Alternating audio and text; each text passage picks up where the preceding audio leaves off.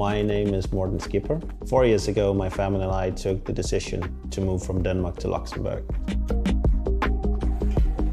My name is Vittoria. I lived in Italy before moving to Luxembourg 6 years ago. I'm Cara Brown. I moved from New York to Luxembourg 2 years ago. The thing that stands out to me in Luxembourg compared to other places is the ability for me to combine my career with a really good family life. So for us, it was very important that the kids would be exposed to other cultures and also have the English language as a first language. That is why we chose the international school system. But there is of course also the European school and the public Luxembourgish school system that offers a curriculum in English too. After checking my emails in the morning, I take public transport to go to the office, which is very convenient and it's for free. I think that Luxembourg offers a high degree of diverse opportunities, particularly in the financial sector, because it's one of the main centers worldwide. I love that it's so unbelievably international. You always meet people from other cultures, other nationalities. It's of benefit also in the work environment to have people from different nationalities. I am the head of investor services and I manage teams in Mumbai and New York. Here in Luxembourg, people seem to make time to talk to each other. It's not the uptight, all business all the time type of attitude. There's a lot of knowledge sharing here that goes on, so that's been a huge help for my career. The last 2 years, I've been working in private equity. I think that the environment for private equity is really exceptional. It is growing into a major PE hub, and it is growing in an incredible pace.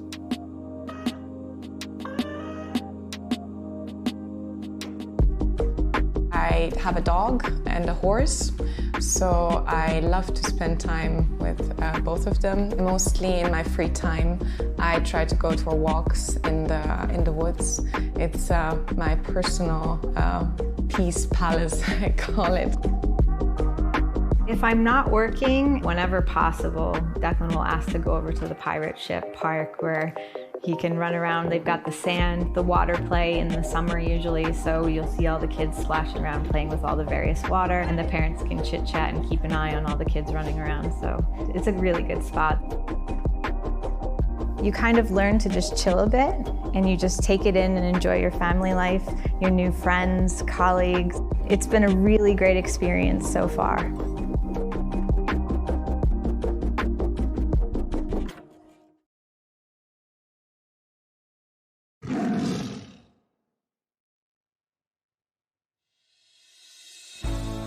Welcome to Focus On, bringing together financial industry experts of different horizons, sharing and discussing their insights.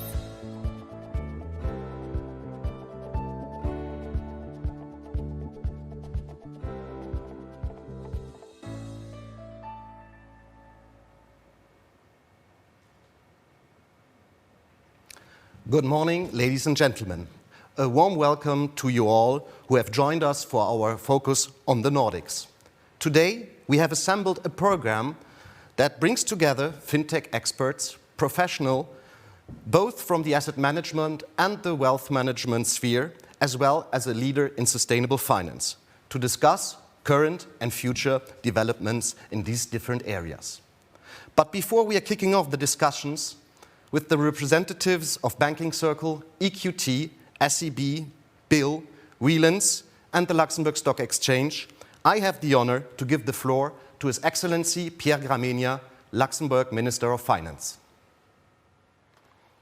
Excellencies, ladies and gentlemen, it is a privilege and pleasure to be addressing you through this teleconference on the occasion of this financial seminar organized by Luxembourg for Finance in and for the Nordic countries. Now, I have been a regular visitor to the Nordic countries in the past years, especially to Sweden and Norway. Unfortunately, in these times of pandemic, I have to revert to the digital communication, and I'm glad to do so. Now, we live in times where everything is different, where because of partial lockdowns and confinements and restrictions, there's quite a lot of pessimism. But I would like to be optimistic and say that in the recent weeks we've had 3 good pieces of information.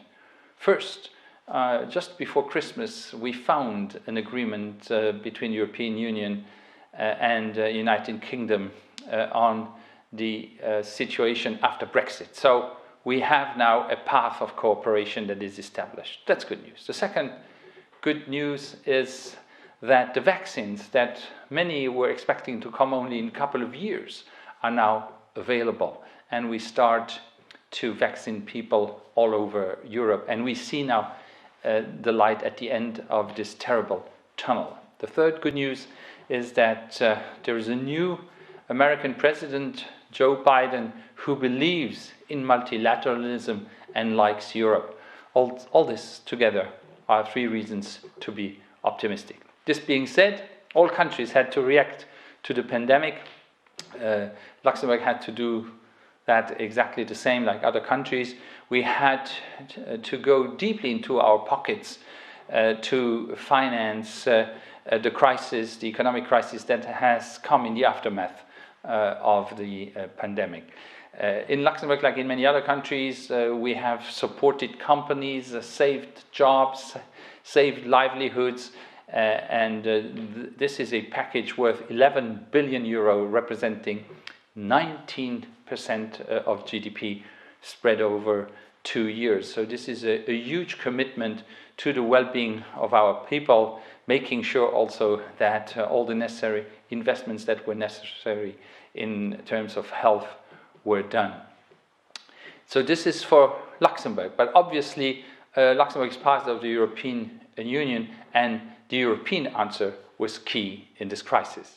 And I think it is fair to say that Europe has stood up to the challenges that it was facing in front of the pandemic and the economic crisis that has followed. What do I mean by that? After some hesitation in the month of March, already in April, we were able, as finance ministers, to agree on a package of 540 billion euro, a package that has 3 answers, 3 safety nets that have helped companies and people to stand up to the crisis. Now, very quickly later, back in July already, Prime Ministers agreed on the next generation EU budget worth more than 1 trillion for over 7 years, and specifically launching the Recovery and Resilience Fund for Europe with 750 billion euro available for all the countries. We have proven by that we could increase solidarity in Europe in times of crisis, and also allow the Commission to have a lending capacity on behalf of the European Union, which is a novelty, which very few people believed would be possible and acceptable for countries. On top of all this, the European Union has decided to use the escape clause that is possible in cases like the one we have lived through. The escape clause allows us to put the Stability and Growth Pact out of functioning for a limited period. So for the year 2020 and 2021, we have more flexibility in the budgets that we obviously needed. And this escape clause has made possible all the progress that I have just described. But it is not only important to have more money available and to have solidarity, as we have decided at European level, we need also to focus on quality. And I think what the European Union is trying to do is to build back better and really focus on the double transition that stands in front of us. One is digitalization of the economy, the other one is sustainable finance. Let me first insist on digitalization. Luxembourg is one of the countries that has experienced at a life-size level what digitalization means, especially for its financial center. Had we not had the capabilities of our data centers, the latency rates that are so low, and financial actors that were prepared, we would not have come through the crisis as we have done. Latest figures show that our GDP will only lose 3.5 to 4% in the year 2020 because the financial center and financial services have been able to function more or less normally. In fact, banks and the fund industry are a part of the solution in this crisis, which is a big difference with the crisis of 2008, where banks were a part of the problem. Now, if we can build on financial services being effective and digital, it will help us increase investment, because what we also learned from the crisis of 2008 was that investment was too limited in most countries, Luxembourg being a good exception to the case.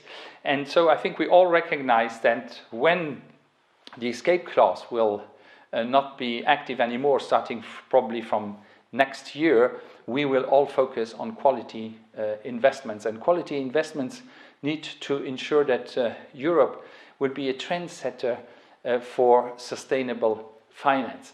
So the Resilience and Recovery Fund I have mentioned briefly before will have at least 30% of projects that will be in the field of climate change and environment, leading the way for the rest of the world.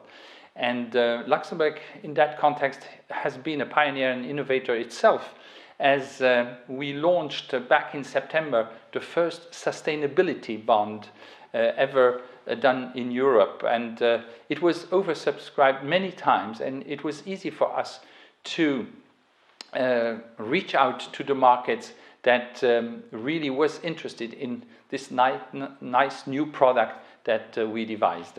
This is part of our strategy that we have called Luxembourg Sustainable Finance Initiative, which I'm going to present in a couple of weeks with the Minister of the Environment, and we will build on lots of innovations that we have already done in that field. And I'm sure that in the panels and discussions that will follow my introduction here, you will have plenty of opportunities to dig further into these topics. It is clear that Europe is a leader in sustainable finance. Our Luxembourg Green Exchange, which specializes in green bonds, is a world leader in that area, having more than 50% of green bonds listed there. But Europe in itself is a leader. In fact, the euro is the currency most used in sustainable bonds. So we can build on that, the fact that Europe is a leader in that area, and I think this is also a last piece of optimistic news at the end of my short introduction, on which I would like to conclude by wishing you all a good seminar, and hope to see you soon, maybe in Luxembourg.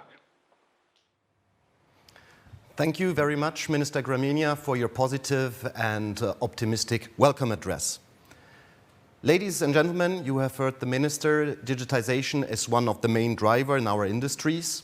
And in recent years, investment in payments-related financial technology has outstripped other tech investments in financial services. We wanted to know more about the future of this so important sector. We are therefore happy to have managed to put together an interview with Anders Lacour, CEO of Banking Circle. He was interviewed yesterday by Alex Panican, Head of Partnerships and Ecosystem of the Luxembourg House of Financial Technology. The future of payments.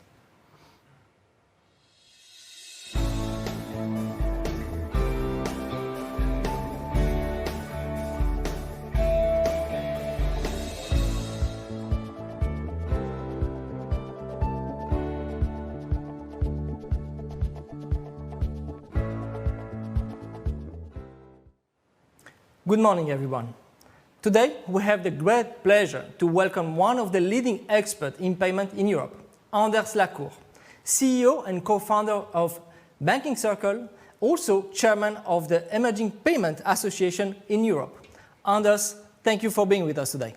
Thanks a lot for having me. So, Anders, let's start with the easy question. What is Banking Circle? Banking Circle is a bank here in Luxembourg, and it's also a financial infrastructure play where we sell services to payment gateways to banks, especially accounts, the ability to clear payment outside of a bank or payment gateway's domestic core, as well as FX services or other, you could say, utility-like services that banks and payment gateways needs for operating the business. Interesting. So you are at the center, epicenter of the action regarding payment in Europe, right? Yeah, I think so far it's been an encouraging 5 years since we launched. I think as far as we are aware, we settle around 10% of Europe's e-commerce today, which amounts for around 155 billion euro a year. Impressive. So with all the data you have, what are the main emerging trends regarding payment have you noticed? And since last year, even maybe more, regarding customer behavior, but also how the big institutions have shifted the services? I think if you look at Europe in general and the Nordics in particular, I think the Nordics for what they're doing there, we've seen over the last couple of years a huge transition into smartphone payments. So looking, for example, in Sweden, they have Switch. In Norway, they have Whips. In Denmark, and to some extent Finland, it's mobile pay. And the conversion have been extremely high in these areas. So I would expect that trend to drive into new ways of also paying for goods and services over the next couple of years across the entire Nordic region. So that's the first trend that I would highlight. I think the second trend that we see, and that's not only for the Nordics, but for the entire Europe, given our Nordic heritage, we obviously have a big footprint in the Nordics, and we see the financial institutions pulling back from doing infrastructure business outside of their domestic core. Okay. Which meaning again that they want to focus on the geographical core while leaving others to service them outside of the Nordics. That's quite counterintuitive. You might think that the banks want to be more global, more European. But yeah, and I think with digitization coming into place and smartphone payments to some extent, the last trend that ticks in is that consumers demand faster payments, they demand lower cost payments. And with that in mind, you have to specialize and focus on your domestic core. So while they are, you could say, retrenching to their domestic core, they are not stopping servicing their clients outside of it. They just use different providers, someone like us, to ensure that they can actually operate also outside of the Nordic region. But I think that's the key three trends that I see today in the Nordic region. Okay. Anything else that maybe some of our banks might find inspiration or other institutions in the Nordics regarding payment? I know regarding clearinghouses, you guys are quite good. We work with a few fintech hubs in the Nordics, and I say hello to our friends over there. I mean, what's going on over there? Yeah, I think it is, especially in the Nordics, it's since 2017, Denmark, Norway, and Sweden have tried to set up P27. That I think the purpose here is to build an inter-Nordic clearing, similar to faster payments in the UK. And whether that will succeed or not, time will show. But I think for us, it's always interesting because if you can get inter-Nordic access, you always again improve speed and you lower cost. It will be up to the next couple of years to show whether P27 will go live as a pan-Nordic clearing, or whether the central banks in Denmark, Norway, and Sweden, and I'm on purpose excluding Finland because they run euro, but whether the central banks in Denmark, Norway, and Sweden will choose to operate on the technology from P27, or whether they will opt out for example, the TIPS clearing technology that is operated by the European Union. With all the innovation you see all around, what's driving innovation at Banking Circle? I think what we are focusing a lot on is the account-to-account transfer payments. So I think over the next couple of years, we will see a huge move into account-to-account transfers. Again, it comes back to, it always starts with the consumer. The consumer will eventually drive innovation, and then there'll be a lot of different parts of the value chain that'll be impacted, and where you have to position you the right way. And for us, given we have all these financial institutions as clients, they all would like to be able to offer account-to-account transfers also cross-border to their clients, irrespective of whether they are present in a given geographical location or not. So the account-to-account transfer thing is a very important part of what we see driving innovation. The other one is what you could, and it's connected to the account-to-account transfer because it's the drive from, you could say, from batch to real-time payments. So like over the next 4 or 5 years, that's probably the most important shift that I see, that we should enable everyone to operate real-time, also cross-border. Indeed. Speaking of borders, I mean, you are from the Nordics, you have an office in London, and last year you made the decision to open in Luxembourg. What was the motivation? Why Luxembourg? I think if you look at our business, as you rightly say, I'm Danish originally, and we founded our business with, you could say, the front office in London and the back office in Denmark. We realized quickly that with the growth we had to find a location within the Eurozone where we could operate our bank. And we did a huge selection process between different countries in Europe, where Luxembourg came out as by far the most interesting place to set up.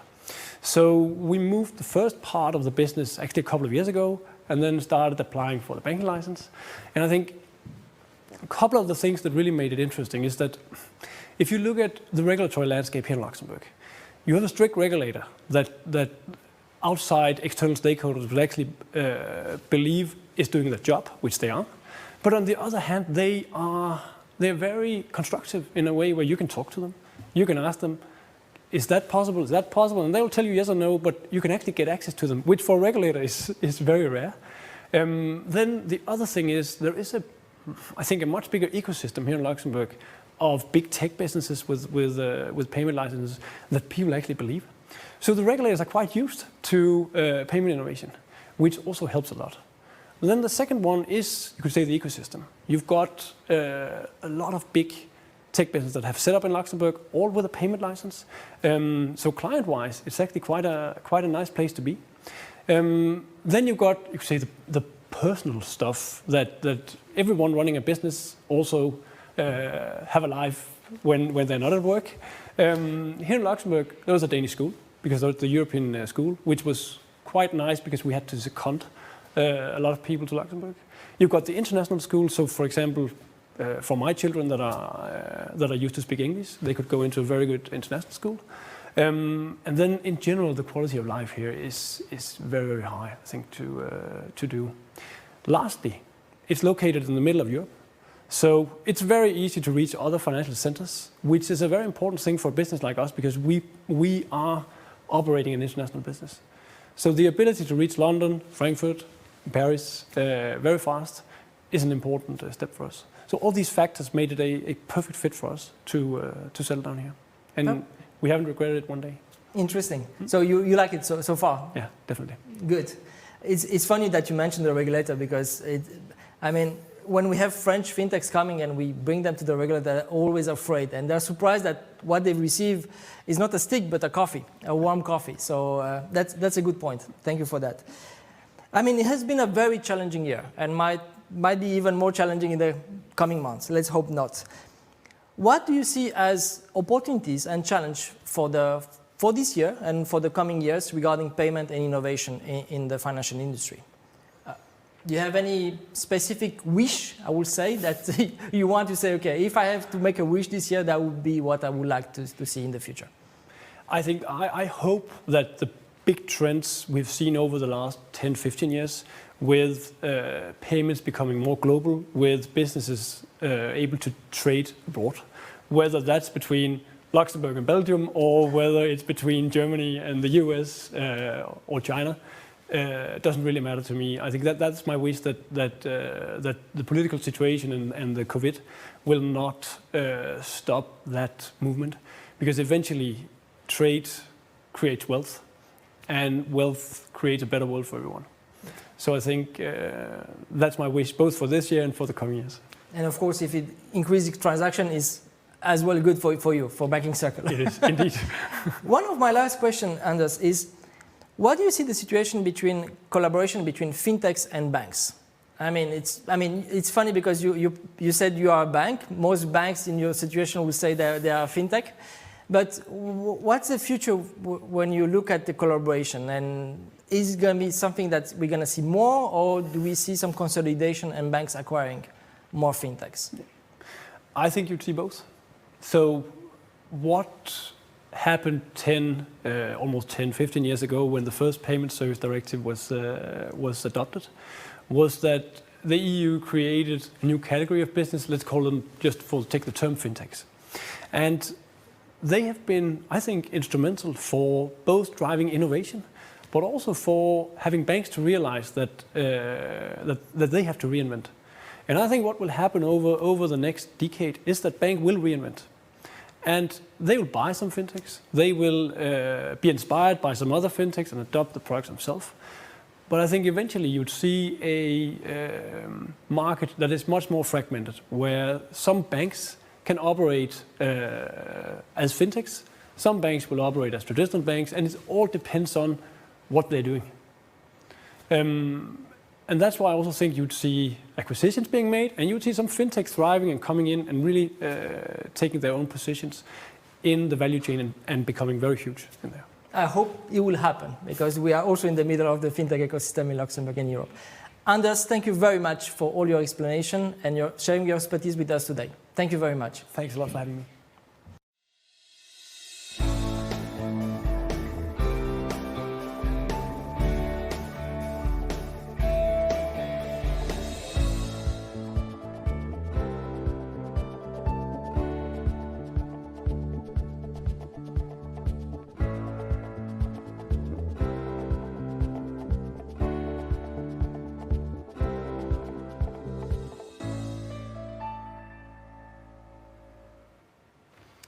Thank you very much, Alex Panican from the LHoFT, for interviewing Anders Lacour, who is not only the CEO of Banking Circle, but also the chairman of the Emerging Payments Association Europe, located here in Luxembourg.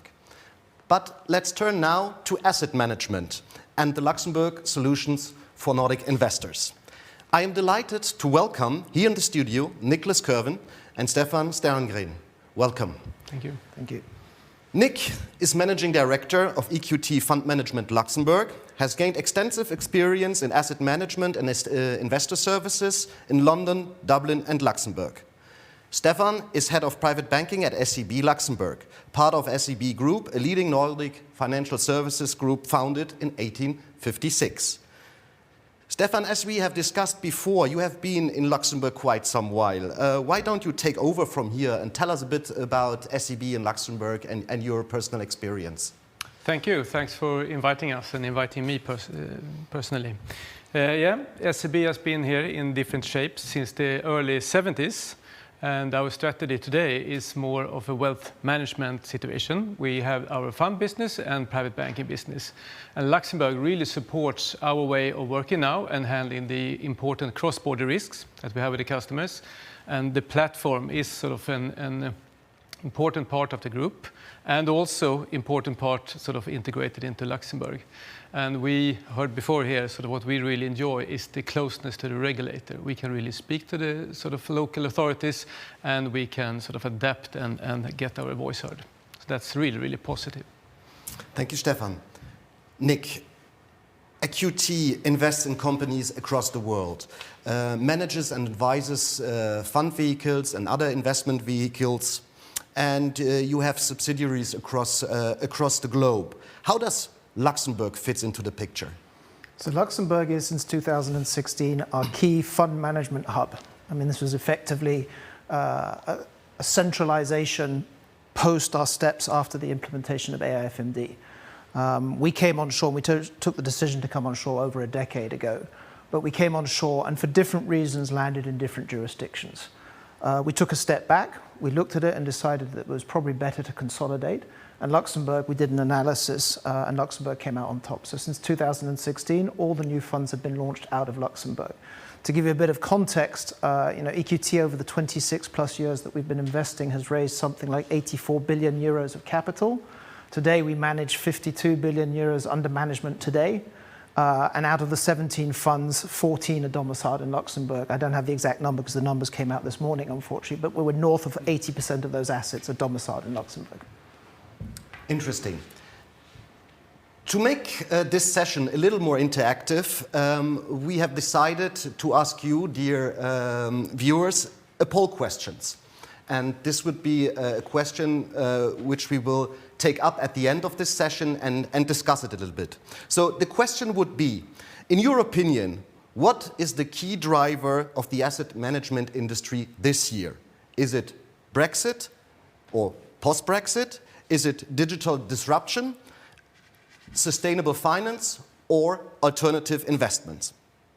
You will find this question by scrolling down on your browser.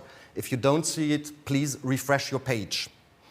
Also, at the end of the sessions, you will have the opportunity to ask questions to the two panelists. Therefore, there's also a form on your web page to ask questions. Stefan, Nick, the pandemic dictates our everyday life for almost a year now. How did this impact your work, your business, and the asset management sphere in general? Yeah, I can start.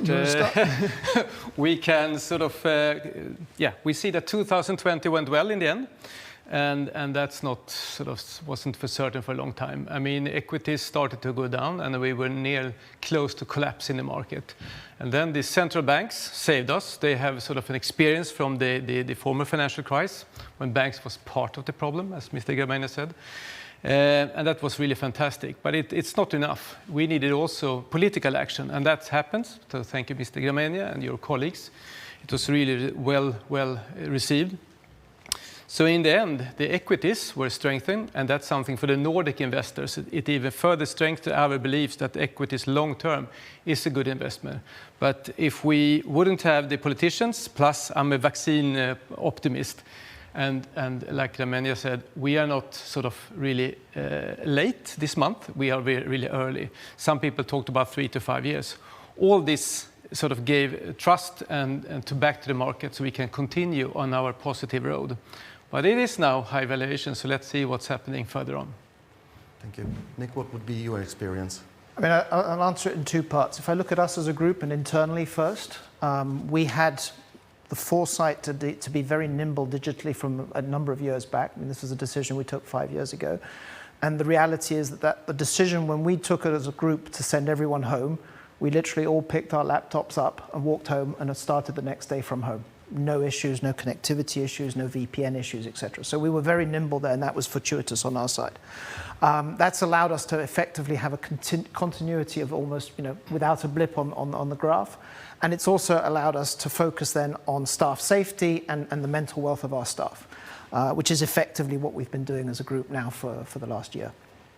That being said, from a business perspective, we had to deal with that, and then there were some challenges. But I think our approach to investment has also meant that we've had a very robust portfolio. And if we look at our portfolio as a whole, we're very happy with where it's positioned. That doesn't mean there haven't been a couple of companies we've had to step in, but we've used our experience. We've helped the companies that needed help. We've helped them, whether it's on the digitalization side or other areas where we've been able to provide help, as well as potential financial support where required. But I think all in all, as I said, very happy with it. There are other challenges you had to cope with. One can certainly mention the pressure on the margins, the higher regulatory cost, leading often to the consolidation in the asset management sphere. Do you expect this trend to continue? Well, we actually announced this morning an acquisition, so I have to say yes. But I mean, I think the quick answer is yes. It's a bit of a difficult question in the sense that I understand and respect regulation, and I think it needs to be there, but it is creating a barrier to entry because of the cost that's incurred, and that's, I think, unfortunately the default for some investors in certain cases, and innovation in the industry. I don't have a magic answer to that, right? Because as I said, I do support it, and I think the lessons learned from the last crisis have been important. But in short, I believe that there will be further consolidation across the industry, not just within asset managers, but also within the service providers, because scale is going to be key to manage those costs. Yeah, absolutely. Stefan, let's turn a little bit to the investment vehicles that support Nordics investors. which will be those who, I might say, will play an ever more important role in the future, in your opinion? Yeah. I think we have to start with the customers, the consumers. What are their sort of advantages and benefit? I think that the foundation is distribution. They need access to complex asset classes like private equity, like others, sort of more complex bond that MiFID sort of doesn't really, I wouldn't say allow, but it's not for the ordinary consumer. Luxembourg has such competence. We have a black belt in distribution. We are very skilled people, but we need to continue to stay innovative and flexible for the future, because a lot of new things will happen, a lot of changes will happen, and then we need to be there and adapt for the customers. So I think that's the key point for the future. Okay. You mentioned the asset classes before, so given your professional experience, where would you see the most of the growth in which asset classes?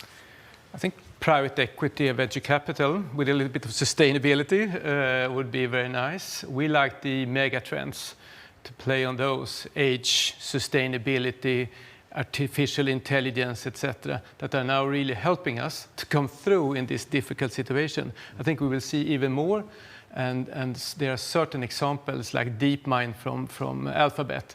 They are now helping the medical industry to actually simulate new medical support into to us. And that's something that will happen more and more. Things that took years, like the vaccine, sort of has now come through very, very quickly. And these trends we really would like to invest in and also support the future in. Very interesting. Nick, Stefan mentioned it, sustainability. Sustainability aspects take an ever more important role in asset management. How do you see these developments unfolding?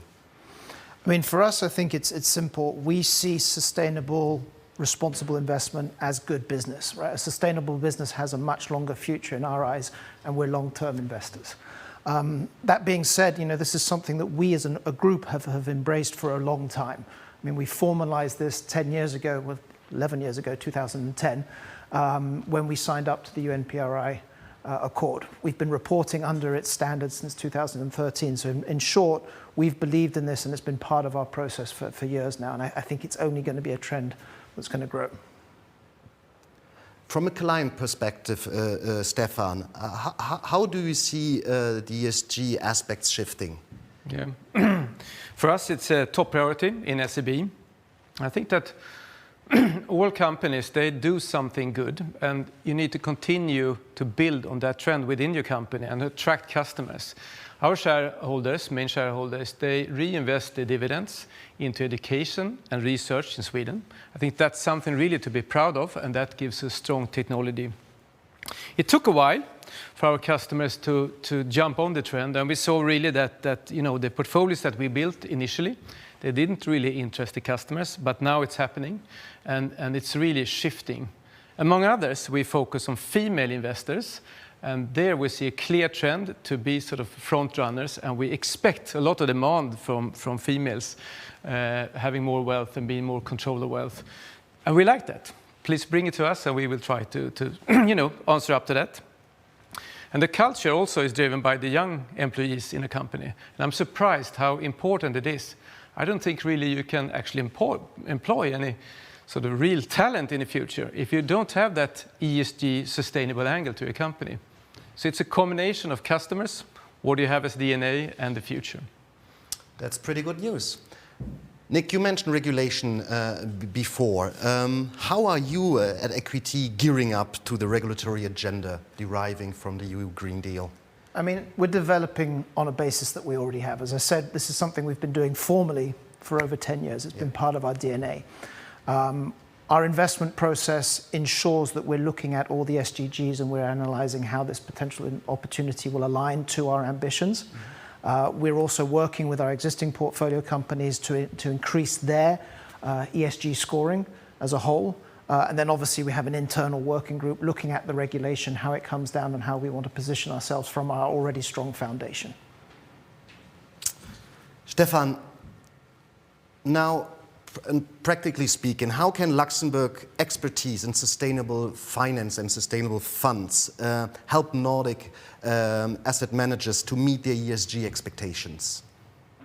Yeah, I think we need to look at the yield aspects, and there you see that the zero interest rates is basically here to stay for a long time. It's not for all investors to take more risk. So Luxembourg needs to put in that angle, look at the ESG angle, and guide the customers with more important and innovative vehicles. Of course, you mentioned also the cost aspect. I think we need to look at that for the future. It needs to be efficient for the customers, since we don't have that much yield to share. And then you add some sustainability in the end. Then I think we'll be very, very relevant in the market. Nick, it is said that ESG funds are expected to increase their share of European Union assets from 15% today to over 50% in 2025. So essentially by conversion from non-ESG funds to ESG compliant funds. Does this growth trend reflect ESG market in the Nordic region? I mean, for us, it's clear that some of the Nordic pension funds have been pioneers in this. And when we look at the discussions we've had, they've been leading from the front on this topic, and their demands have been there. As I said, we're probably in a bit of a unique position where it's not just driven solely by LP demand, but also by our ambitions. But as we've gone on that journey, we've also seen that growth and that request come in from broader regions. I mean, we've seen areas, Australia, France, Netherlands, just to name a few, that we're seeing leading from the front on this. And we're now seeing some of the geographies that are sometimes not as vocal about it also starting to bring it up in the RFPs when they're coming forward. My last question would be to you, Stefan. Search for higher yields remain a primary driver for asset allocation and portfolio structuring across the Nordics. How can Luxembourg accommodate Nordic investors' allocation and structuring ambitions? Yeah, we were into that from the former question here, but I think it's all about, we are pushed into a landscape where yields, risk-free yields doesn't really exist. And this is not for the ordinary customer. And therefore, you need to compose strategies and asset allocations for the customers that are fitted to their risk ambitions and risk loss and what they can take. And there we have really good opportunity in Luxembourg to see the different kind of asset classes, to see the investments, pool that into something that is actually fitting for the consumers. And it could be private equity, and it could be more risky bonds, but the end result will be something that the customer can invest in. So there Luxembourg has an important role as well to play, and the banks, to translate that into something for the customers. Thank you. Let's come back to the poll questions. Do we have some results here? Okay, what will be the key growth driver for your financial business activities this year? So sustainable finance, 46%, alternative investments, 25%, followed by digital disruption and Brexit. Are you surprised by this result? Not really. I think it's like the electrical car. But first we had Tesla. It happened a little bit, and there were some, really advanced people using it. Now Volkswagen and General Motors start to produce, then it comes really with a big wave. We are shifting the big pension funds and big funds into something that the society is favoring, and we are doing good there. So I like it. That's a good result. So, Nick? It seems like good news to me. We're an alternative asset manager with a strong impact focus. So, no, I think in short, though, it doesn't totally surprise me. I think, whether you look at it in terms of where returns can be obtained, the alternatives clearly have something to offer. And when you look at it in terms of the responsibility and the leadership financial services can take on an important topic like climate change and other societal issues, ESG seems like an area that we should be looking at very closely. Yeah, I agree. We have some time for a question from the public. Do we have any questions? Yes. A first question, perhaps for both Stefan and Nicolas, is: will Brexit affect the relationship between Nordics and the European Union? What do you think? So will Brexit affect the relationship between the European Union and the Nordics in terms of EEC as an area, economic area? That's a fair question. Yeah. Oh, I think it's a really good question. Firstly, Sweden especially likes UK. We trade a lot with UK, so that's very important. I think Luxembourg has a role to play here as well, since we are a bridge. We like the city, we like UK.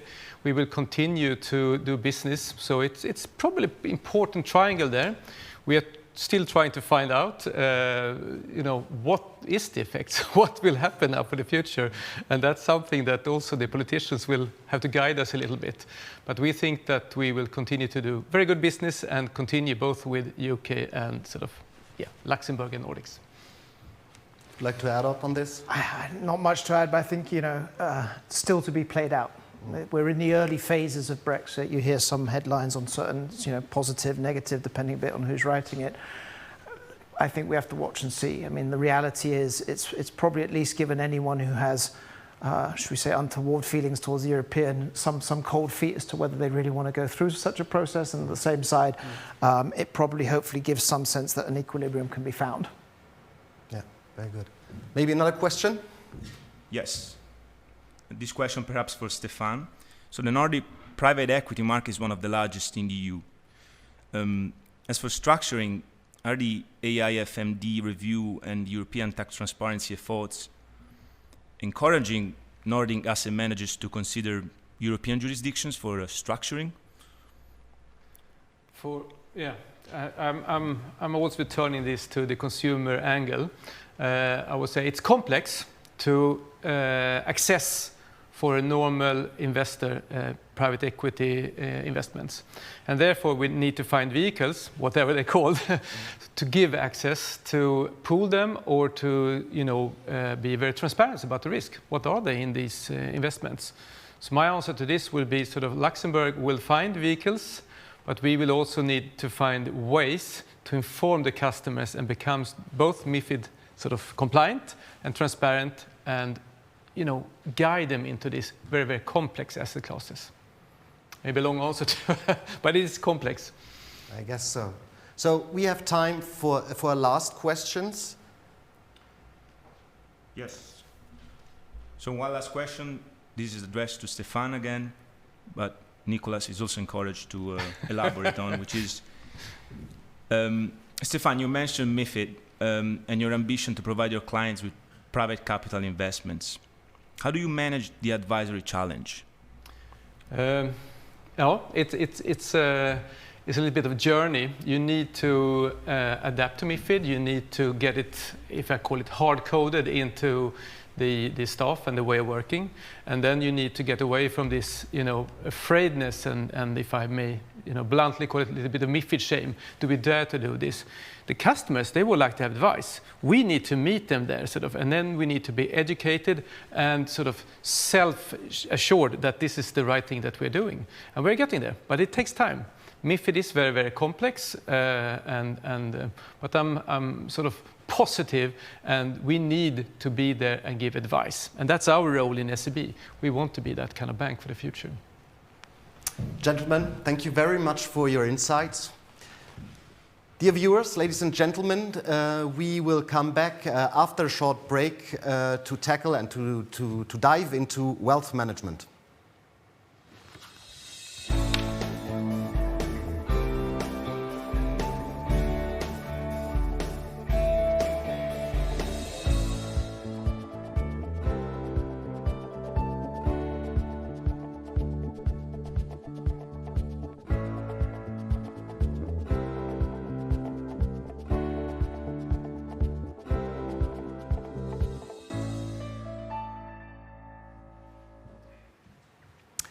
The second part of our panel focuses on wealth management solution.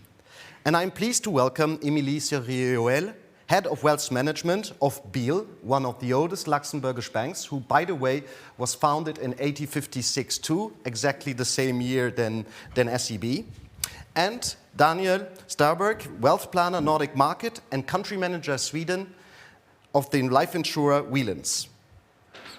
Again, like in the last session, I would like to invite our viewers to respond to a question which is related to sustainable finance and ESG. In your opinion, what is the main challenge in ESG integration in wealth management? Would it be increased data collection and measurement, staff and upskilling, changing regulatory framework, or the product design and marketing? Again, we will come back to this question later on. Emilie, Danielle, to get a better picture, what are the type of investors you work with? Thanks first, Philipp and Luxembourg for Finance for inviting BAL and myself to this panel. So to answer to your question, I think that Nordic clients who have an international investment or who would like to relocate abroad are really fit for Luxembourg. Luxembourg is equal for me to cross-border needs. And that's on this basis that Luxembourg has been built. And also, I think that the Luxembourg toolbox makes sense for structuring both the professional and the private needs of the clients. And so it means that for entrepreneurs, Luxembourg is also a very nice place to bank with. And it reflects also, I think, the entrepreneurial spirit of Luxembourg. And I think that the country and Mr. Gramegna has also proven that this way of working and this way of putting things together is also very entrepreneurial in a way.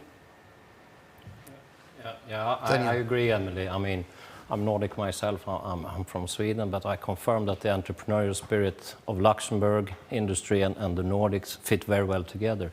And as you correctly mentioned, I mean, there are basically two main categories of Nordic business that we see. I mean, it's the Nordic residents who, for whatever reason, choose to entrust the management of their wealth to a non-Nordic financial player. And then we see quite many Nordic people moving outside of the Nordic and often settle down in a warmer country, often in south of Europe, Portugal, Spain. And there Luxembourg has an offer to give, because we can understand all cultures and we are, as you said, Emilie, entrepreneurial by heart. Earlier we heard the finance minister, we heard Anders Lacour from Banking Cycle and the previous panelists talking about the rather difficult environment we are living in with a lot of challenges. So my question would be, what would be the main challenges for European wealth managers nowadays? I think that, first of all, banking, and especially wealth management, private banking, is about personal relationship. So when you cannot travel, when you cannot meet face-to-face people, this was for me one of the key challenges, to keep this personal relationship between our existing clients. And also one of the key topics was how to develop new business in this environment. So this is one important challenge that we faced. The second one for me was about how to get people into motion and how do we ensure that they will continue to invest, because also in this uncertainty, it was, I mean, some of the clients were really cautious about, okay, what type of investment should I invest now or later on? And so to really put investors into motion was another challenge. And finally, and we have talked a bit also on the ESG challenge and the ESG solutions, the clients were really looking for this type of new solutions, and we had to be ready. So for some of the banks, it was, like SEB, for example, it was more a bit in their DNA. For other players, less Nordics, I would say that this was also a challenge, because I mean, health protection of the wealth as well, protection of the planet was really more and more important, and will continue to be important. So answering to these needs were a key challenge for us. Yeah, and as Emilie points out, I mean, personalized advice, I mean, it's key for wealth management business. But coming from a lawyer side, working closely with tax, legal and regulatory issues, I just need to point out that yes, compliance and regulatory environment is tough for all players all over Europe, even domestic players. But as a cross-border focused industry, we need to comply with more rules, often with two national legislations and often also with extra reporting that only applies in cross-border situations. So that has always been the case since 10 years, but during this pandemic we have also seen some problems in logistic and sending original documents to get the files going. But there I think that all of us have done tremendous efforts to cope with it, to start process, awaiting originals. And for the Nordics, we experience the normal post takes more than 10 days. So we really need to adapt. But that's on the more documentary side. But otherwise, it's difficult not being able to meet the people.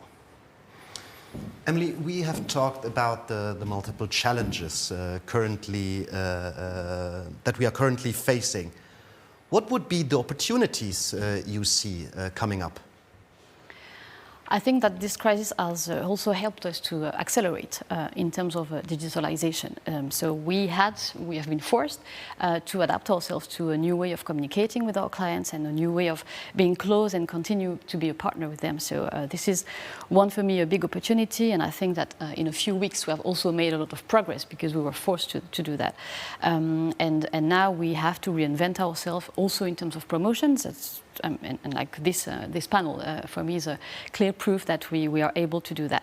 I think that for Luxembourg as a whole, Luxembourg is a very attractive country thanks to this stability. So when you live in a world of uncertainties, Luxembourg and the AAA rating, of course, is helping a lot, I think. And then if we go a bit more into the different asset classes, of course, in terms of equity market, if you also wanted to take a bit more risk, which is the case for Nordic investors, it's more in their DNA. I think that some clients have really made good deals, and we know that all the Nordic clients are more active, and that they also favor a lot advisory services. So it was also for us the possibility to prove our added value. And finally, on the alternative investments, and that we have also covered the topic, but it is of course gaining a lot of interest, and especially during this type of moments where you can see a lot of opportunities in investing in private equity. So yeah, a lot of challenges, but also a lot of opportunities from this crisis. Okay, another positive and optimistic message. This is good. This is what we need right now. Daniel, another good message. Wealth management has seen substantial growth in the last 3 to 4 years in the Nordic. Is this growth occurring both in the high and low segments across the region? And do you expect this trend to continue? Yes. I personally believe that we can count on an increased demand for private banking and asset management in the Nordics. And why so? Because basically the private wealth is increasing in the Nordics, and it's over all segments. And basically, I see 3 factors driving that growth. And as we heard earlier today, is that, of course, the Nordics has always had a preference to equity investments, and private equity investment as well, real estate. Secondly, we have an entrepreneurial spirit in the Nordics that over the years have created some new fine wealth also in the digital area. We have, you remember Skype, we have Spotify that generates new wealth. And thirdly, on a structural level, we have over the 20-30 years seen tax reform constantly lowering the taxes on wealth owners, while in Nordics we still keep a very high taxation level of working income. But all those factors are driving the growth of wealth, and in my view, it's all over the segment. And we have 2 categories of wealth. I mean, you have the old wealth with families, and often handled in private accounts. The new wealth we see is typically seen on corporate accounts because of tax reasons. They are structured in Nordic holding companies. But the answer is yes, Philipp. Yes. Okay. We have heard before, digitization has massively impacted the payment sector. How has wealth management been impacted? Has it been disrupted? And how are wealth managers addressing this trend and meeting new clients' changing needs?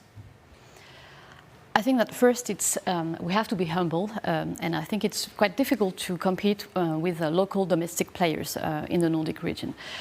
Not only on the tooling side, but also on the fees side. So when you want to buy equities, you go to these online platforms that are really efficient in the Nordic countries. But still, I mean, Luxembourg is not running that much behind neither. And we can also onboard clients digitally. We can also make trades online. And especially for us, I mean, we are a wealth management team within a universal bank, so we can also benefit from the features that have been developed for retail or affluent clients. So it means that it was a bit less difficult for us to really get to the right level of digitalization that the client expected. And also we, of course, all the wealth managers had to adapt themselves in terms of communication tools.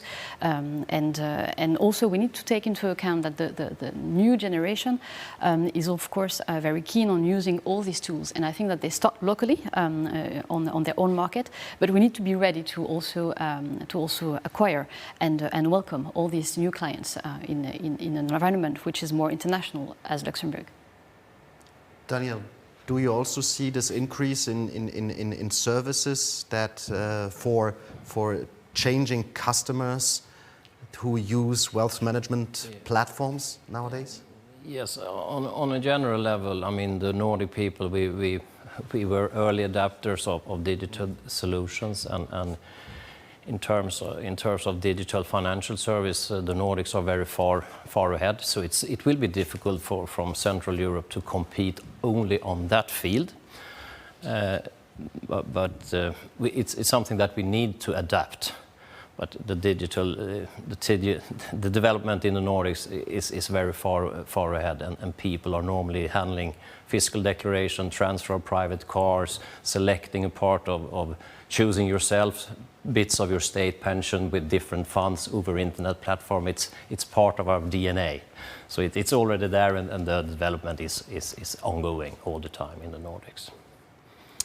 Emilie, coming back to what you have said earlier regarding alternative investments, in your opinion, what role alternative asset classes play in the diversification of Nordic client portfolios?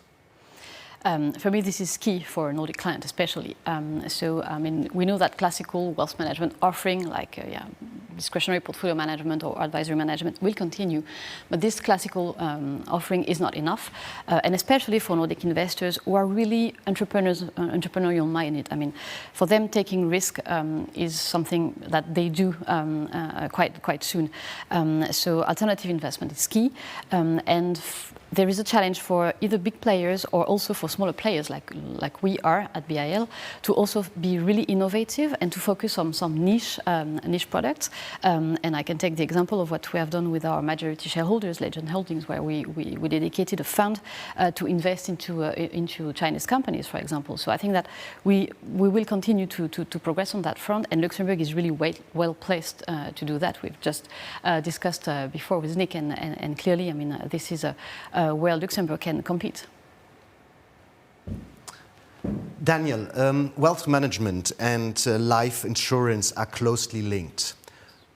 What are the advantages of a Luxembourg life insurance for Nordic families and investors in terms of protection and integration, let's say, with alternative asset classes, especially in times of a very volatile market environment? Yes. Let me try to be short, because Luxembourg life insurance is really something interesting. As a starting point, we as an industry, we benefit from the financial and political stability of Luxembourg as a home state for our cross-border activity. On a legal level in Luxembourg, we have a very strong asset protection with separation of assets, the priority rights for policyholder in case something goes wrong. And then on a regulatory level, quite uniquely, we have a separate, dedicated insurance supervisory authority that takes care only of us in the insurance sector. In most countries, also in the Nordics, there is most often one common regulator taking care of the whole financial sector.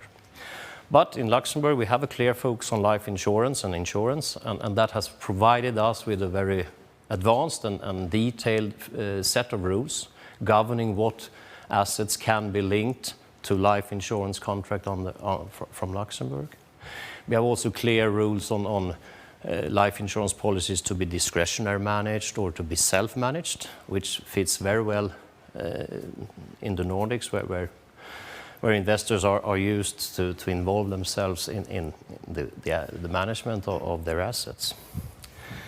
And we all know when we speak about alternative investment, investing in private equity funds, it is a complex thing in terms of documentation, taxation, etc. So the interest is strong, but in order to handle it, you need to have the expertise. And we have that experience, knowledge, and the framework in Luxembourg to handle it. And we do it. We need to do it and cooperate closely with the private equity fund managers, with the banks as well, because under life insurance policy, all assets linked to an insurance need to be booked on the account of an approved bank. So there is a close cooperation with the players in this area.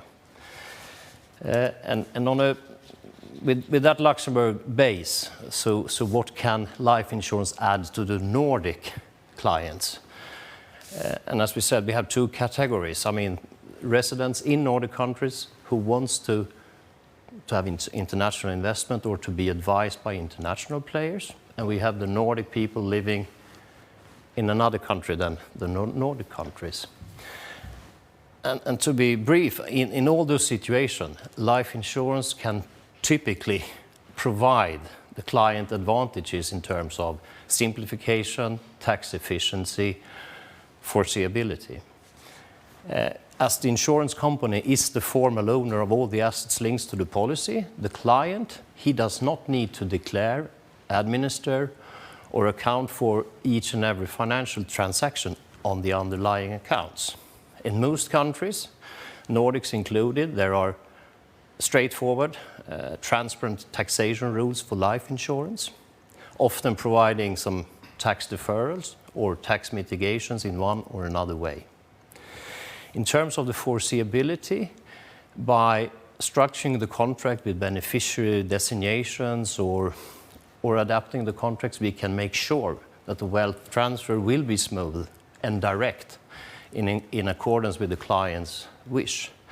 And also in this international context, very often we can structure by individual planning the contracts so that they normally fit tax-wise, both in the old country or the new country, or if you go back to your home. So I mean, as a representative for the life insurance industry vis-à-vis the Nordics, I see my mission to make it easier for our clients and our partners in this very complex world. Thank you. Maybe last questions from my end to Emilie. In order to drive outperformance, what would be for you the main strategic imperatives that European wealth managers should deliver against? It's a very interesting question, and I think that we haven't talked a lot about compliance, and it's sometimes also good not to talk too much about compliance, but it's true that still it represents something very important for the banker, and I think that we need to continue focusing on some core countries and some core clients, and this is, I mean, we are more than 140 banks still in Luxembourg, so everyone can really be focused, and we can serve every international client. But for each and every banker, I think it's very important to continue focusing on some key countries, because we have discussed about the important knowledge and complexity of all these European regulations mainly. So we need to focus. This is the first one. For me, a second important topic is really to go further than the traditional private banking. I mean, we need to really play a role in the global ecosystem so that we can answer to the global client needs. So we need to be in contact, of course, with insurers, with private equities, with asset managers, with real estate companies, so that we can really answer to the client needs on both personal and professional sides. So it's really going beyond traditional wealth management. And finally, given the uncertainty and the crisis that might still last a bit longer, we should try to remain a service provider with a human face. be it a banker or an insurer or a private equity. I mean, this personal relationship will have to be maintained, and we have to. I mean, at BIL we have the opportunity to be big enough to matter and small enough to care, and that's for me really important, so that we can facilitate the daily life of our clients, so that they can also see the future with optimism. I think it's a human business. That's a good conclusion of this panel. Maybe we could go back to the poll question we have asked our viewers earlier. So, what is the main challenge in ESG integration in wealth management? Increased data collection and measurements. I'm not surprised, but maybe you want to. It was exactly the answer that I expected, and maybe you too. I agree. Yeah, I mean, we live in an environment where data is very complex, and we have to gather every information and to include it into our IT systems. So we have to also see on the different sources we're going to rely upon. So for me, this is really one of the key challenges. Products, we have heard about it, we know them, but now that the regulation is coming into force more stringently, we have to be really good in terms of data. So of course, this is for me one of the right answer. Yeah. For me as well, and it illustrates that everything that is requested by our clients, what we need to fulfill, is often linked to a huge administrative work. So a bit of the digitalization, hopefully, I mean, all the solutions that we build together will also help us on the inside to free up more time on the outside and focus on expertise, the personal meeting. But it's always a challenge with the complex things. For us of the sector, we need to do the job. Good.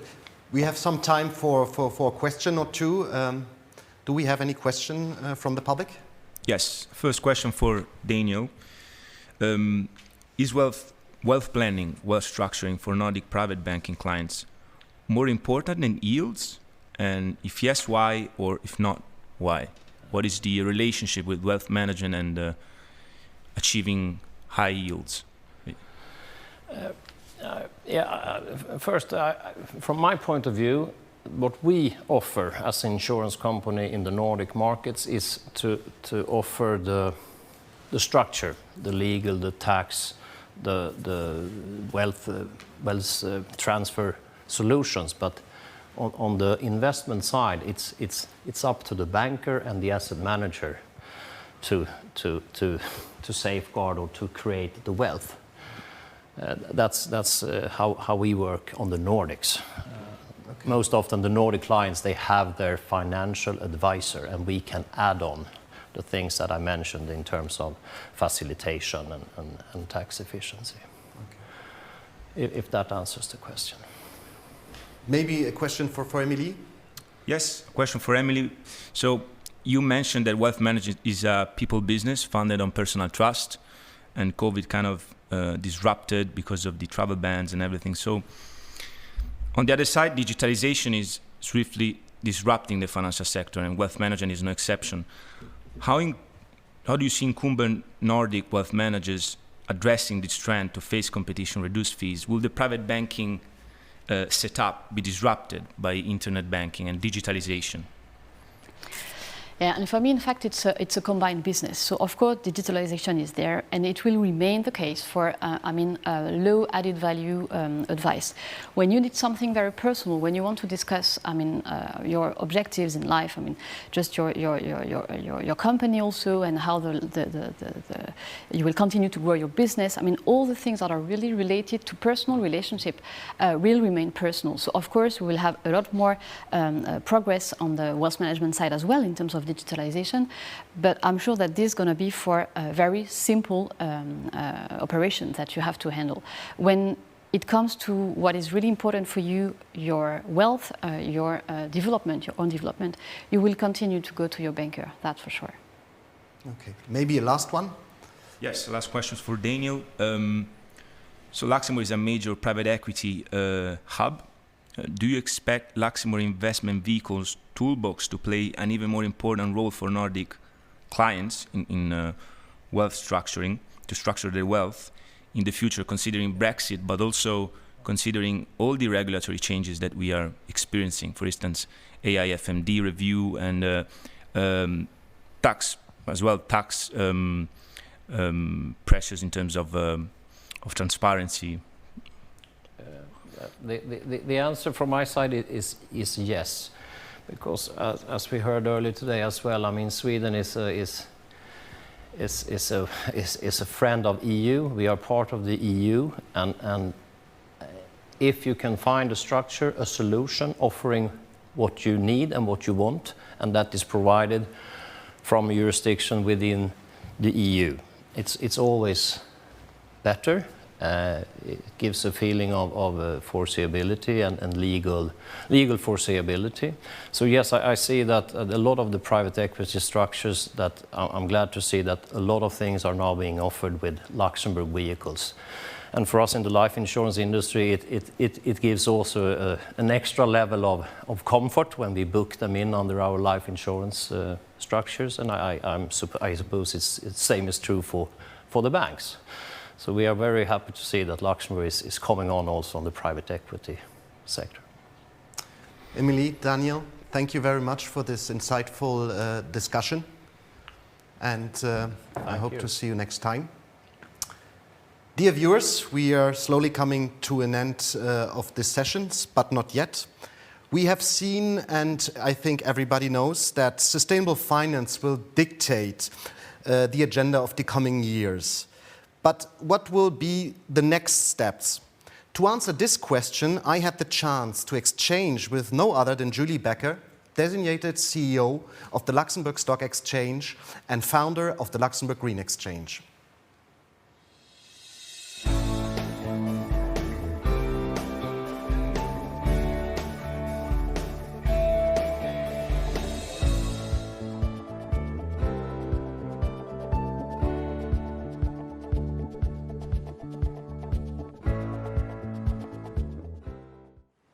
Ladies and gentlemen, since the Paris Climate Agreement and the presentation of the UN Sustainable Development Goals in 2015, sustainable finance has gained momentum. Quite a lot has happened since, throughout the globe, in the European Union and Luxembourg. I'm joined by Julie Becker, Deputy CEO of the Luxembourg Stock Exchange, to discuss what's next on the sustainable finance agenda. Julie, thank you for joining us today. You are currently Deputy CEO of the Luxembourg Stock Exchange. You specialize in regulatory and legal matters linked to capital markets. In 2016, you and your team initiated and implemented the creation of the Luxembourg Green Exchange, LGX, a platform dedicated exclusively to green instruments. It provides issuers, asset managers, and investors with an environment for bonds and funds which are green, social, sustainable, or ESG focused. Your initiative, a first in global capital markets, has been rewarded many times. You personally have represented Luxembourg Stock Exchange and the LGX at expert forums and conferences around the world, including the EU High-Level Expert Group on Sustainable Finance. Quite recently, you have been appointed CEO and chair of the Executive Committee of the Luxembourg Stock Exchange, where you will take the reins as of the 21st of April 2021. Julie, before diving into what's next on the sustainable finance agenda, I think it's interesting for our viewers to hear a little bit about LGX. LGX was one of 13 projects worldwide to be recognized as part of the UN Global Climate Action Awards 2020. Could you explain to us how LGX has materialized and grown into a platform that lists today more than 800 sustainable securities? Thank you very much, Philipp. Thank you for your kind introduction. This UN Global Climate Action Awards is a significant milestone and really a tremendous recognition for our contribution through the work we did to tackle climate change. As you said, the platform LGX, or Luxembourg Green Exchange, was created in 2016 as a contribution to the UN SDGs and the Paris Agreement. So today, to be recognized by the UN themselves is extremely rewarding and motivates us to continue on the development of the sustainable agenda. As you know, the European Investment Bank issued the first climate awareness bond and listed it on our stock exchange in 2007 followed by the World Bank in 2008 with their first green bond. So the Luxembourg Stock Exchange has been active for 14 years in green finance. But we really intensified our work and focus on sustainable finance since 2016. And on our green platform, all started with green bonds. And as you said, we expanded the platform to social and sustainability bonds before extending it to SRI funds. And last June, we also expanded the platform to a new kind of products, the sustainability-linked bonds, in order to support the financing of the climate transition. Today, LGX encompasses 900 sustainable securities for a total amount of 388 billion euro. 2020 has been an extremely important year in sustainable finance and on our green platform as well. There was an increase of more than 130% in terms of volume of new sustainable securities issued, and an increase of more than 50% in terms of number of new social and sustainability issued. And it's very interesting to underline as well that for the first time since 2016, in 2020, we welcomed more sustainable and social bonds than green bonds for the first time. Even if green bonds are still on top on our platform, but through social and sustainability bonds, very significant amounts were raised to finance social projects, meaning focusing on access to healthcare and education, social housing, or food security. Julie, you're clearly, without a doubt, a leading expert in sustainable finance. In your professional opinion, what are the current sustainability trends you see in the capital market sphere? And maybe, if I might add, what trends would you predict seeing in the future?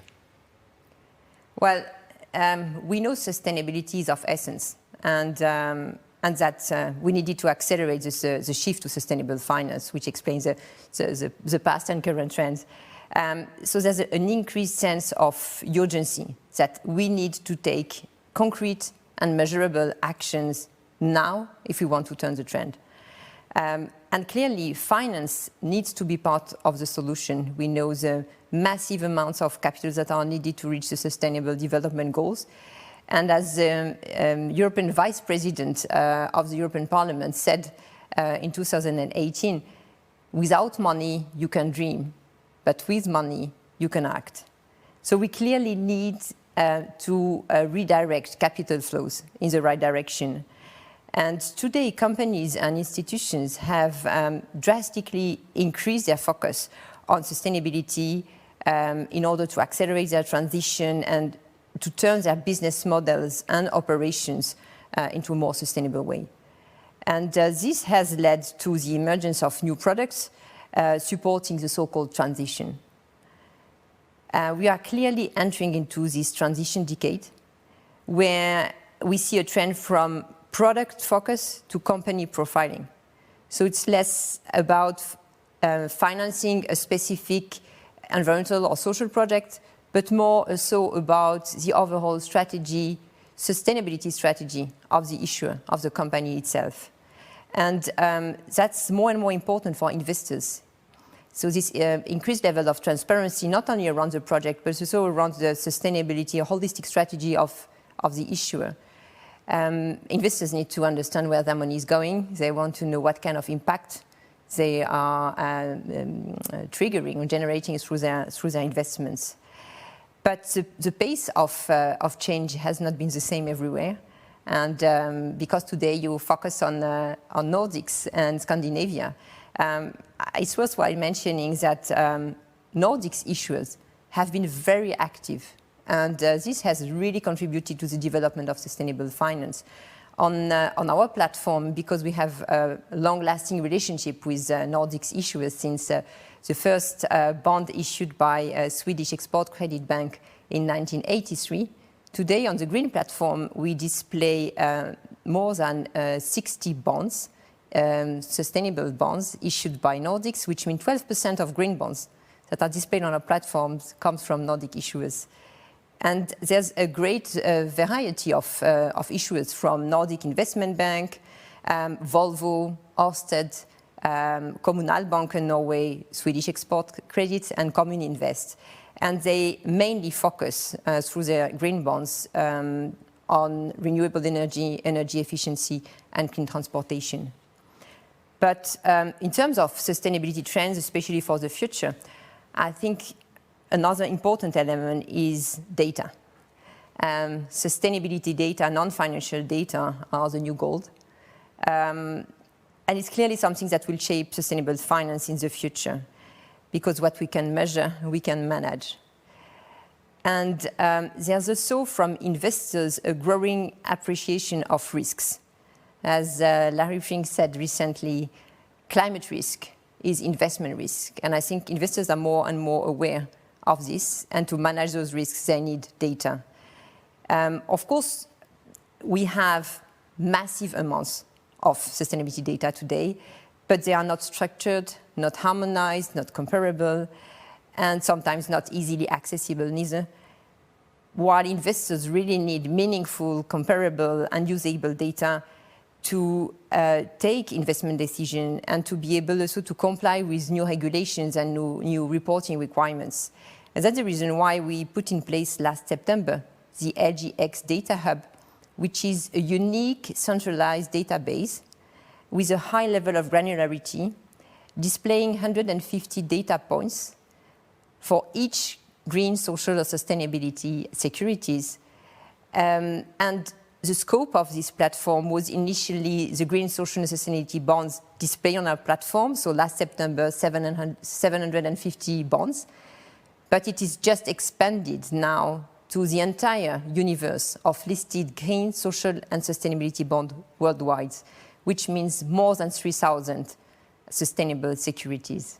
This is clearly promising, and hope it will help investors and asset managers to make sustainable investment decisions, to compare the impact of the products in which they invest, and also to comply with regulatory reportings. And finally, standardization is key. We really need common metrics, harmonized framework of reporting, and I hope that in some years' time, maybe 5 to 10 years' time, we will also see common calculation methodologies and also certification of data. And I'm sure audit firms are already working on it, because this will lead to more trustworthy ESG ratings that are clearly needed if we want to mainstream sustainable finance instruments. You have mentioned the urgency, rightly so. You have also mentioned the role of the European Union. And so I'd like to focus a little bit on the single market. It is said the Capital Markets Union and sustainable finance are two mutually reinforcing initiatives and benefit from synergies by making progress on both fronts. Would you agree? Absolutely. Absolutely. Capital Markets Union is needed to drive long-term growth and fund and support EU priorities such as innovation, digitalization, and climate change. So CMU supports the action plan on financing a sustainable growth. And CMU needs to support the real economy, a sustainable real economy, by providing companies with access to financing so that they can grow and innovate and create jobs. So we need to create a more sustainable and inclusive economy for all, and I'm convinced that Capital Markets Union should really help to achieve this goal.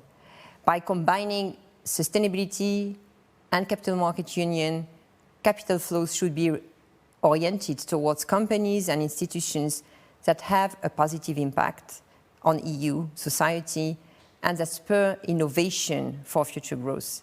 So at the end, it should help promote and achieve better capital markets. Let's stick a little bit on the financing of companies with a positive impact. The European Commission is exploring the development of a green bond standard. Where do we stand, Julie? Do we expect it also to be a game changer or more a continuation of the development we have witnessed over the recent years? That's an interesting question. For the sake of background, green bonds play really an increasingly important role in financing assets needed for the low carbon transition. But there's no uniform green bond standard in Europe today. The high-level expert group you mentioned in your introduction established the first draft of EU GBS, EU Green Bond Standard, that has been included by the European Commission in its action plan on financing sustainable growth, and then has been detailed by the technical expert group, together with a usability guide in which you can find a template for Green Bond Standard. But this dates back June 2019. And where we stand today, the European Commission is exploring possibility of a legislative initiative endorsing the EU GBS through two consultations, one about the renewed sustainable finance strategy and another one targeting more precisely the EU GBS. And based on the outcome of these two consultations, we expect the European Commission to take a decision in Q1 2021 on how to tackle EU GBS forward. Is it a game changer, or a continuation of the development of sustainable finance so far? Well, EU GBS really aims at bringing effectiveness, credibility, integrity to this market and transparency overall, but really also to avoid greenwashing through external reviews, post and pre-issuance. And as this proposal of the EU GBS builds on best and international market practices, which are clearly International Capital Market Association Green Bond Principles, I expect it to be constructive, robust, and a solid continuation of the development we have witnessed so far. So, by the way, it's very interesting also to underline that lots of green bond issuers currently already used the draft EU GBS, or expected to be EU GBS, in their documentation, and they have already adapted their green bond framework in that sense.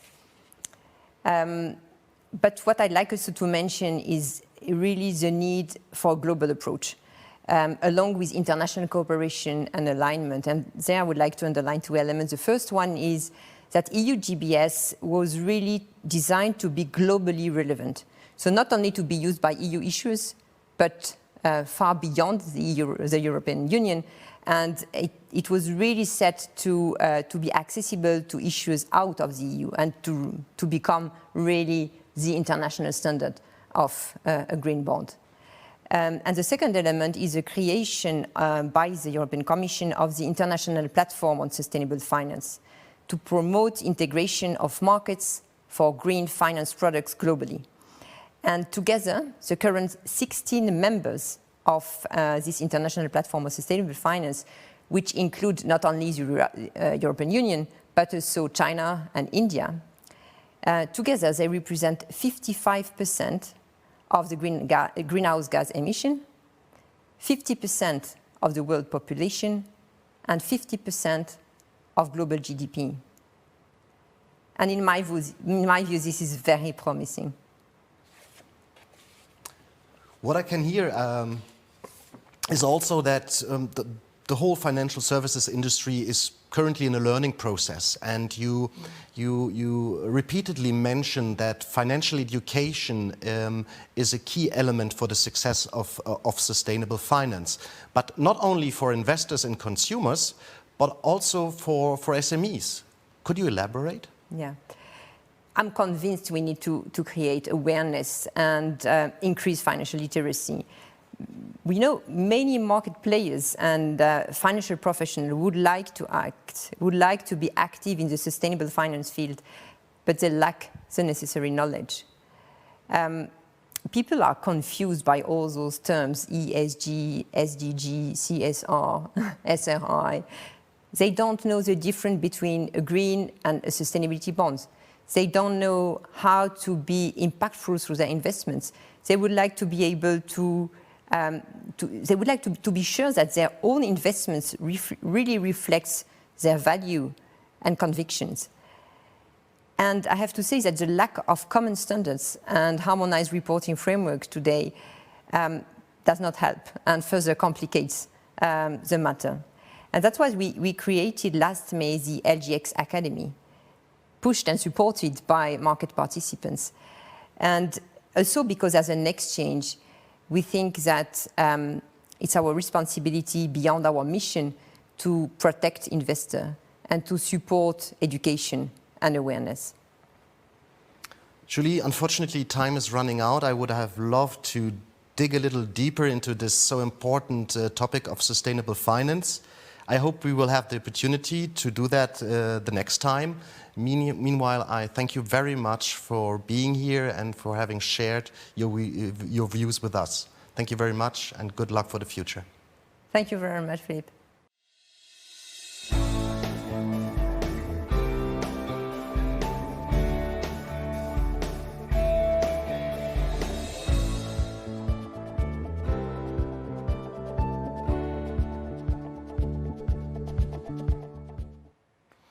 Ladies and gentlemen, the chat I had earlier with Julie Becker, designated CEO of the Luxembourg Stock Exchange, concludes today's Focus on the Nordics. I hope it was an interesting morning for you, and I would like to thank you very much for your attendance. And I would also like to thank the speakers and panelists, and of course the people who have helped to make this event happen. And we will back for you on 11th of February for a further series focus on the tokenization. Thank you very much. Stay safe wherever you are.